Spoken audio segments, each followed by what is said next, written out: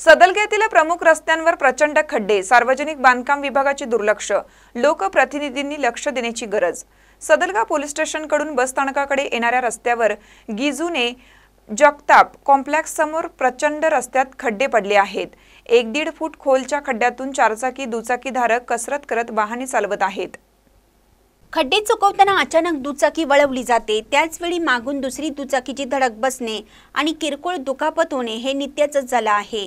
या रस्त्यावर दुभाजक असल्याने दुचाकी धारक व छोटी चारचाकी वाहने विरुद्ध दिशेच्या रस्त्यावरून वाहने चालवत आहेत।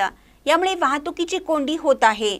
पावसाचे पाणी खड्ड्यात साचल्याने बस ट्रक मधून जाताना चिखलाचं पाणी उडत असतं, त्यापासून बचाव करण्यासाठी लोकांना कसरत करावी लागते।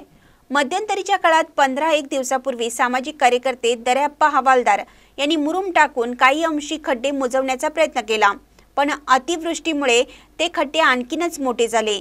यातूनच ट्रक बस धावत असतात, त्याचबरोबर छोट्या चारचाकी दुचाकी गाड्या धावत असून त्यांचा देखभाल खर्च वाढत आहे। तसेच यावरून प्रवास करणाऱ्यांना कंबरदुखी, अंगदुखी सारख्या प्रकारांना सामोरं जावं लागत आहे। सार्वजनिक बांधकाम विभागाने या नादुरुस्त रस्त्याची तातडीने दुरुस्ती करून डांबरीकरण करावं अशी मागणी केली जात आहे। याचबरोबर छत्रपती शिवाजी महाराज पुतळा आणि शॉपिंग कॉम्प्लेक्सच्या मधून जाणाऱ्या रस्त्यावर देखील सांडपाण्याचा निचरा होणाऱ्या सिमेंट पाईप टाकल्या आहेत, त्याही रस्त्यावर आल्या आहेत, त्या वाहतुकीसाठी अडथळा निर्माण करत आहेत। काही अंशी खड्डेही पडले आहेत, तिथे वाहने अडकण्याची, छोटे अपघात होण्याची शक्यता असते।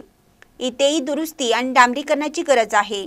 लोकप्रतिनिधी या आवश्यक बाबीकडे तातडीने लक्ष पुरवून डांबरीकरण करावं अशी मागणी केली जात आहे।